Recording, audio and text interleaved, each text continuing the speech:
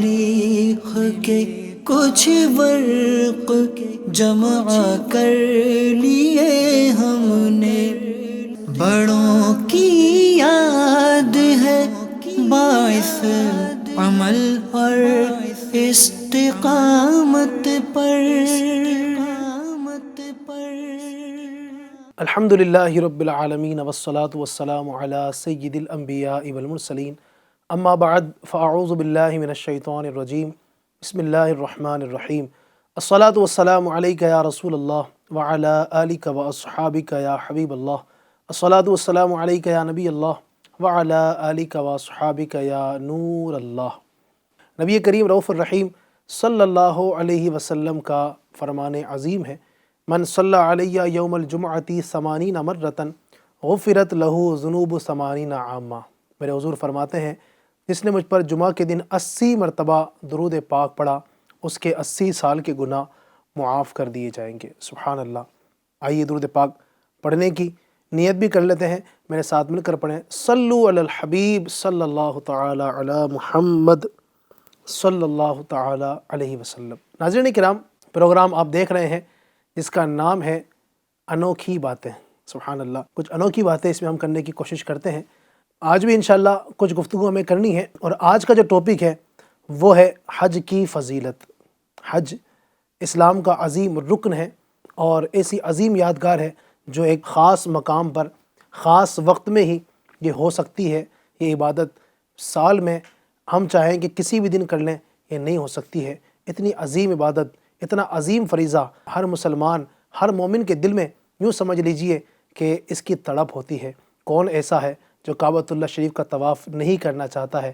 کون ایسا مسلمان ہوگا جس کے دل میں یہ آرزو نہیں ہوگی کہ میں بھی زمزم کا جام پیوں؟ کون ایسا ہوگا جو نہیں چاہتا ہوگا کہ میں بھی حج پر جاؤں، صفا مروہ کے درمیان دوڑوں؟ کون نہیں چاہتا ہوگا کہ میں عرفات میں جاؤں، مزدلفہ میں جاؤں، مینا میں جاؤں؟ کون نہیں چاہتا ہے کہ وہاں پر شیطان کو کنکر ماروں؟ ہر ایک چاہتا ہے، ہر ایک کے دل میں ارادہ ہے کہ اللہ تبارک و تعالیٰ کا گھر دیکھوں، وہاں جا کر سبحان اللہ ان پاکیزہ فضاؤں میں اپنا وقت گزاروں، اور پھر کعبۃ اللہ شریف کا طواف کرنے کے بعد، حج کے ارکان ادا کرنے کے بعد نبی پاک علیہ الصلوۃ والسلام کے روضے کی زیارت کروں۔ کون نہیں چاہتا ہے؟ ہر عاشق، ہر مسلمان کے دل میں یہ تمنا ہوتی ہے۔ حج کرنا ہے انشاءاللہ، اور اللہ نے چاہا تو ضرور حج کریں گے، اللہ نے چاہا تو ضرور اسباب بنیں گے، اور ہم بھی انشاءاللہ اپنا نام حاجیوں میں ضرور لکھوائیں گے۔ تو حج کی فضیلت پہ انشاءاللہ کچھ باتیں آپ کے سامنے پیش کروں گا۔ امیر اہل سنت دامت برکاتہم العالیہ نے حج کے حوالے سے بہت سارے کلام لکھے ہیں۔ آئیے 2-3 اشعار حج کے حوالے سے کلام بھی ہم پڑھ لیتے ہیں تاکہ مزید ذوق میں اضافہ ہو۔ رب کی بارگاہ میں آئیے دعا بھی کرتے ہیں۔ امیر اہل سنت لکھتے ہیں، حج کا شرف ہو پھر عطا، حج کا شرف ہو پھر عطا، یا رب مصطفیٰ۔ حج کا شرف ہو پھر عطا، یا رب مصطفیٰ۔ میٹھا مدینہ پھر دکھا، میٹھا مدینہ پھر دکھا، یا رب مصطفیٰ۔ حج کا شرف ہو پھر عطا، یا رب مصطفیٰ۔ دے دے طواف خانہ کعبہ کا پھر شرف، دے دے طواف خانہ کعبہ کا پھر شرف۔ فرما یہ پورا مودع، فرما یہ پورا مودع، یا رب مصطفیٰ۔ فرما یہ پورا مودع، یا رب مصطفیٰ۔ میٹھا مدینہ پھر دکھا، یا رب مصطفیٰ۔ صلو علی الحبیب صلی اللہ تعالی علی محمد صلی اللہ علیہ وسلم۔ آئیے سنتے ہیں مزید حج کے حوالے سے کچھ باتیں۔ اللہ تبارک و تعالی قرآن مجید فرقان حمید پارہ 4 سورہ آل عمران آیت نمبر 97 میں ارشاد فرماتا ہے وَلِلَّهِ عَلَى النَّاسِ حِجُّ الْبَيْتِ مَنِ اسْتَطَاعَ إِلَيْهِ سَبِيلًا، ترجمہ کنز الایمان، اور اللہ کے لیے لوگوں پر اس گھر کا حج کرنا ہے جو اس تک چل سکے۔ سبحان اللہ۔ اللہ تبارک و تعالیٰ نے اس آیت کریمہ کے اندر حج پر جانے کے حوالے سے حکم ارشاد فرمایا ہے۔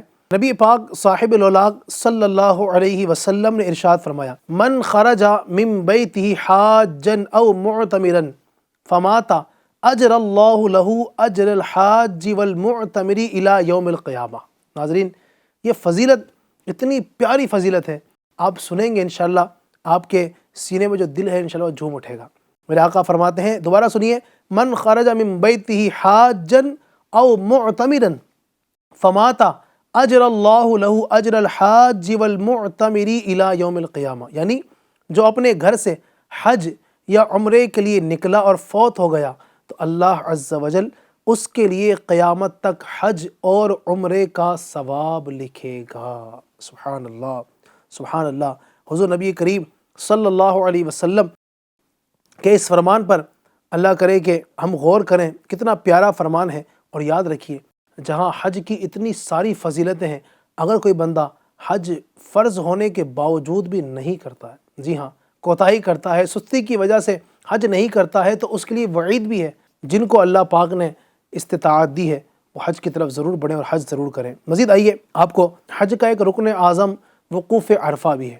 وقوف عرفہ کی بھی بڑی فضیلت ہے۔ حضور نبی پاک صلی اللہ علیہ وسلم نے فرمایا بعض گناہ ایسے ہیں جن کا کفارہ صرف وقوف عرفہ ہے۔ ایک اور روایت میں ہے لوگوں میں سب سے بڑا گنہگار وہ ہے جو وقوف عرفہ کرے پھر یہ گمان کرے کہ اللہ عز و جل نے اس کی مغفرت نہیں فرمائی۔ عرفے کا دن دنیا کا سب سے افضل دن ہے۔ سبحان اللہ۔ مروی ہے کہ بے شک حجر اسود جنت کے پتھروں میں سے ایک پتھر ہے۔ یہ حجر اسود کیا ہے جانتے ہیں آپ؟ سبحان اللہ۔ اللہ کرے کہ آپ کو بھی مجھے بھی سب کو یہ سعادت ملے کہ ہم کعبۃ اللہ شریف کے سامنے حاضر ہوں۔ تو کعبۃ اللہ شریف کی دیوار کے اندر ایک کونے میں ایک پتھر جو ہے وہ نصب ہے، وہاں پر آپ دیکھیں گے ایک پتھر رکھا ہوا ہے، آپ نے استاد تصویروں کے اندر بارہا دیکھا ہو، اور جو ہمارے ناظرین گئے ہوئے ہیں مکہ مکرمہ کے اندر مسجد حرام شریف میں، انہوں نے دیکھا ہوگا کہ ایک پتھر ہے جس کو جنتی پتھر کہا جاتا ہے۔ وہ جنتی پتھر ہے بھی، جی ہاں، جنت سے لایا گیا ہے، وہ پتھر جنتی پتھر ہے، تو اس کو حجر اسود کہا جاتا ہے۔ فرمایا کہ بے شک حجر اسود جنت کے پتھروں میں سے ایک پتھر ہے، قیامت کے دن اللہ عز و جل اسے اس حال میں اٹھائے گا کہ اس کی دو آنکھیں اور ایک زبان ہوگی جس کے ذریعے یہ کلام کرے گا، اور جس شخص نے حق و صداقت کے ساتھ اس کا استلام کیا ہوگا اس کے حق میں گواہی دے گا۔ استلام مطلب حجر اسود کو بوسہ دینے یا ہاتھ یا لکڑی سے چھو کر چوم لینے یا اشارہ کر کے ہاتھوں کو بوسہ دینے کو استلام کہا جاتا ہے۔ سبحان اللہ۔ صحیح حدیث میں ہے کہ حضرت آدم صفی اللہ علی نبینا و علیہ السلام نے جب حج کے ارکان مکمل فرمائے تو فرشتوں نے آپ کی خدمت میں حاضر ہو کر عرض کی، اے آدم علیہ السلام، ہم نے آپ سے 2000 سال پہلے اس گھر کا حج کیا ہے۔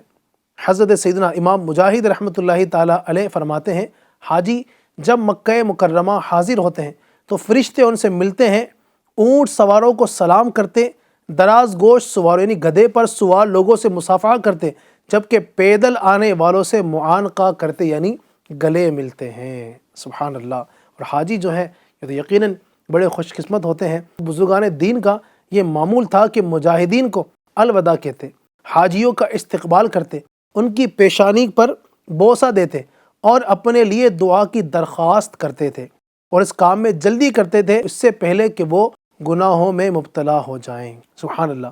نبی پاک صلی اللہ علیہ وسلم نے فرمایا اللہ عز و جل نے خانہ کعبہ سے وعدہ فرمایا ہے کہ ہر سال 6 لاکھ افراد اس کا حج کریں گے، اگر اس تعداد میں کمی ہوئی تو اللہ پاک اسے فرشتوں کے ذریعے پورا فرمائے گا، نیز کعبہ معظمہ کو روز قیامت دلہن کی طرح اٹھایا جائے گا۔ آہا، اس کا حج کرنے والے لوگ اس کے غلاف سے لپٹ جائیں گے اور اس کا طواف کریں گے، یہاں تک کہ خانہ کعبہ جنت میں داخل ہو جائے گا اور اس کے ساتھ حاجی بھی داخل جنت ہو جائیں گے۔ سبحان اللہ، سبحان اللہ۔ اور حج کرنے والے ہمارے جو بزرگان دین گزرے ہیں نا، ان کے بھی ایک الگ ہی انداز ہوا کرتے تھے نا. اللہ کی بارگاہ میں جا رہے ہیں، خانہ کعبہ کے سامنے طواف کریں گے، وہاں پر ارکان حج ادا کریں گے. بڑے ان کے پیارے انداز تھے. منقول ہے کہ ناصر الدولہ ابو محمد بن حمدان کی بیٹی جمیلہ موسلیہ نے 386 ہجری میں اس شان سے حج کیا کہ اس کا حج تاریخ کا حصہ بن گیا. اس نے تمام اہل مکہ کو برف اور شکر ملے ہوئے ستو پلائے، اور وہ تقسیم کرنے کے لیے اپنے 7 اونٹوں پر بڑے برتنوں میں سبزیاں رکھا کرتی تھی.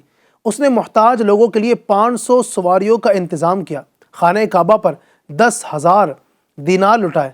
خانہ کعبہ کے اندر اور اس کے اطراف میں عنبر کی شمعیں روشن کروائیں.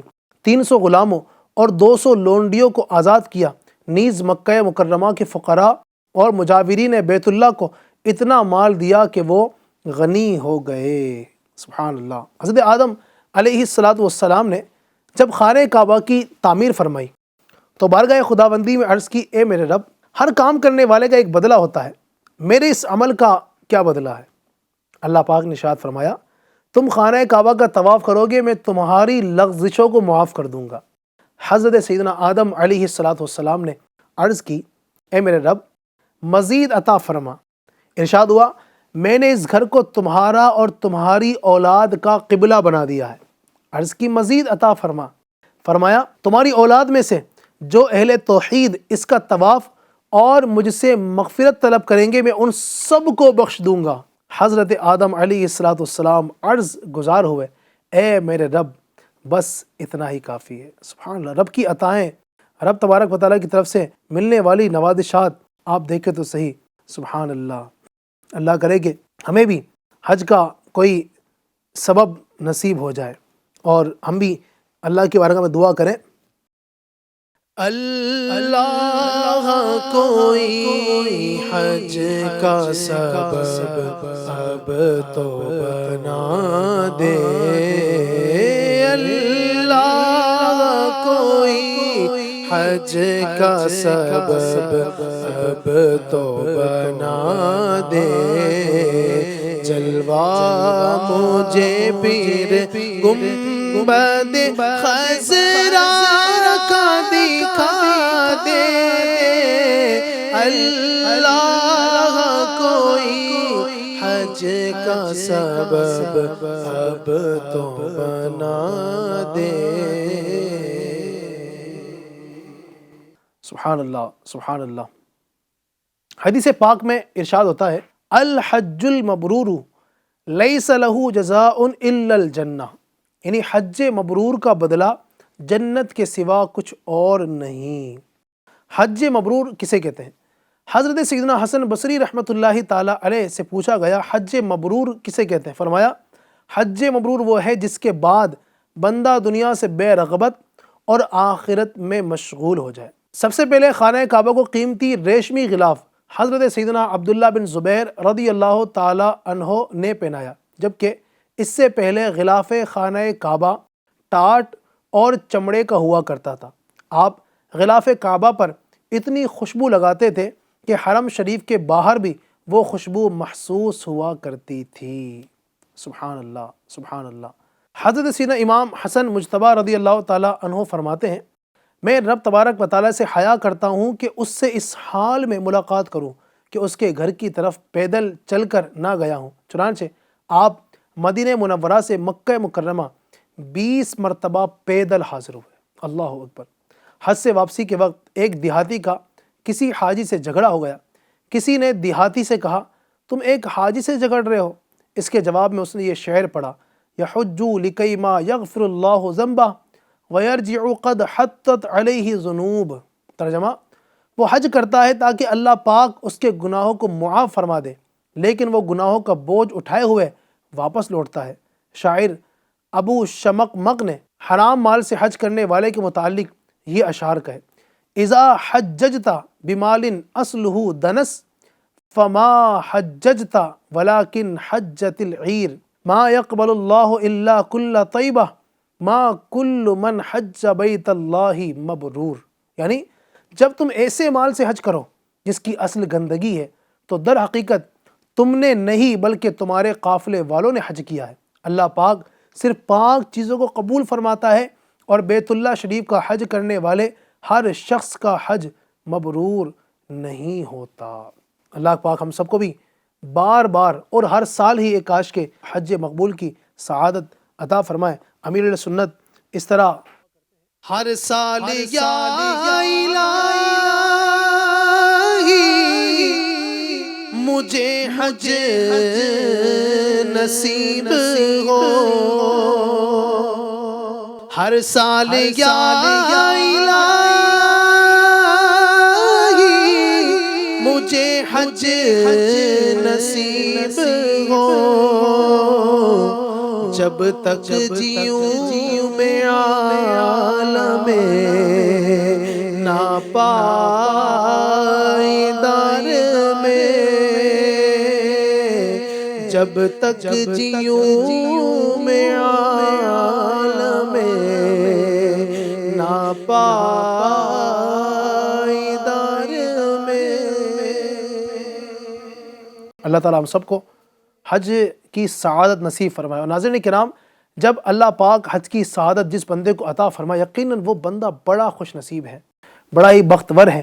اور سبحان اللہ، جو حج کے لیے جاتے ہیں نا، خانہ کعبہ کا طواف کرتے ہیں، وہاں کے ارکان ادا کرنے کے بعد ایک ایسا موقع بھی میسر آتا ہے کہ جب وہ مکہ مکرمہ سے مدینہ منورہ کی طرف سفر کر رہے ہوتے ہیں۔ سبحان اللہ، مدینہ منورہ وہ عظیم ہستی ہے، مدینہ تو عاشقوں کی بستی ہے، مدینہ اتنی پیاری جگہ ہے کہ جہاں پر خود نبی پاک صلی اللہ علیہ وسلم آرام فرما رہے ہیں۔ سبحان اللہ، ہم پیارے آقا صلی اللہ علیہ وسلم کی بارگاہ میں حاضر ہوں، اور مدینہ پاک سبحان اللہ ایسا مقدس مقام، ایسی عظیم بارگاہ ہے کہ عاشقوں کے دل کی دھڑکن، ہر عاشق دل میں یہ تمنا رکھتا ہے کہ مرنے سے پہلے کم از کم ایک بار تو نبی پاک کے دربار کی حاضر نصیب ہو جائے۔ وہ شاعر کہتے ہیں نا، مدینہ مدینہ ہمارا مدینہ، ہمیں جان و دل سے ہے پیارا مدینہ، ہر عاشق کی آنکھوں کا تارا مدینہ۔ اور امیر علیہ سنت آقا صلی اللہ علیہ وسلم کی بارگاہ میں استغاثہ پیش کرتے ہیں، اور آقا کی بارگاہ میں کچھ یوں عرض کرتے ہیں: بلا لو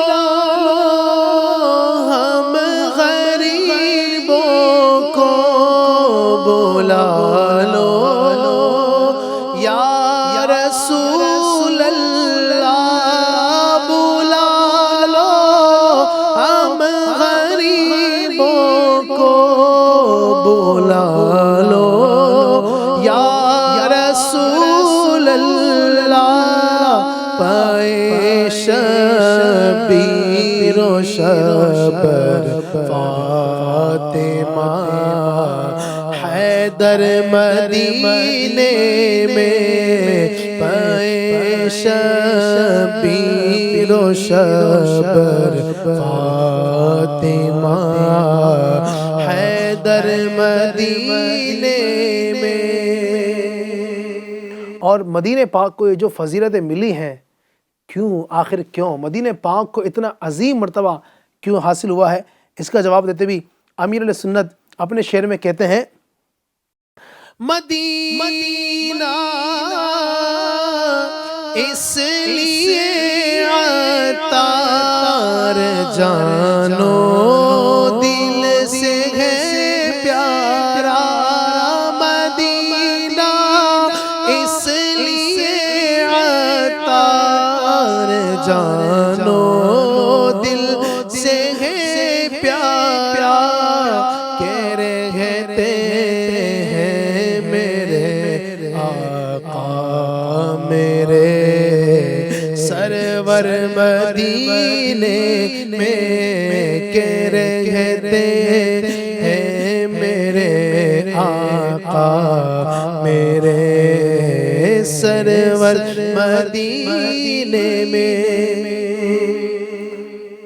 تو ایف جی این چینل کے ناظرین کرام، حج کے حوالے سے بہت سارے گفتگو ہوئی، نبی پاک علیہ السلام کے دربار کی حاضری کے لیے بھی آپ کو عرض کیا ہے، اور جب بھی اللہ پاک یہ موقع عطا فرمائے حج کے لیے جانا ہو یا عمرہ کے لیے جانا ہو، تو ہمیشہ ادب کے ساتھ با ادب اپنے آپ کو ایک مجرم کی طرح ہے نا بنا کر، اور حقیقت میں ہم ہیں بھی مجرم نا، تو مجرم کی طرح ایک عاجزی والے انداز میں گڑ گڑاتے ہوئے رب کی بارگاہ میں حاضر ہوں، خانہ کعبہ کا طواف کریں، روتے روتے وہاں پر دعائیں کریں۔ وہاں تو ہر موقع ہی دعاؤں کا موقع ہے، ہر مقام قبولیت کا مقام ہے، ہر جگہ دعاؤں کی قبولیت کی جگہ ہے۔ اپنے لیے دعا کریں، اپنے دوست و احباب کے لیے، اپنے بھائی بہنوں کے لیے، اپنے والدین کے لیے، رشتہ داروں کے لیے، سب کے لیے، سارے عالم کے مسلمانوں کے لیے وہاں دعا کریں، اور اللہ پاک موقع دے نبی پاک کی بارگاہ میں حاضر ہوں، آقا کی بارگاہ میں استغاثہ پیش کریں، اغثنی یا رسول اللہ، اشفع یا رسول اللہ۔ انشاءاللہ آقا کی بارگاہ میں شفاعت کی خیرات مانگیں گے، انشاءاللہ تبارک و تعالی ہمارا بیڑا پار ہوگا۔ تو یہ سب چیزیں ہیں آج کی انوکھی باتوں میں۔ الحمدللہ ہم نے اتنی انوکھی باتیں سنی ہیں، کعبۃ اللہ شریف کا تذکرہ سنا، نبی پاک علیہ الصلوۃ والسلام کے مبارک روزے کا تذکرہ سنا، تو امید ہے انشاءاللہ عزوجل اس انداز سے رب تبارک و تعالی نے موقع دیا اور ہم بھی انشاءاللہ اس دربار میں حاضر ہوئے تو ضرور اس کی برکتیں نصیب ہوں گی۔ اس طرح کے اور بھی بہت سارے پروگرام دیکھنے کے لیے دیکھتے رہا کریں FGN چینل، خود بھی دیکھیں، اس کی دعوت بھی عام کریں انشاءاللہ الکریم۔ اس طرح کی باتیں خود بھی دیکھیں گے، دوسروں کو دکھائیں گے، اس کی بڑی برکتیں نصیب ہوگی۔ اللہ تبارک و تعالی ہم سب کو اس کی برکت عطا فرمائے۔ نیکسٹ ایپیسوڈ کے ساتھ، ایک نیکسٹ موضوع کے ساتھ پھر حاضر ہوں گے، تب تک کے لیے اپنا خیال رکھیے۔ صلو علی الحبیب صلی اللہ تعالی علی محمد صلی اللہ علیہ وسلم۔ ملے تاریخ کے کچھ ورق جمع کر لیے ہم نے، بڑوں کی یاد ہے باعث عمل اور استقامت پر۔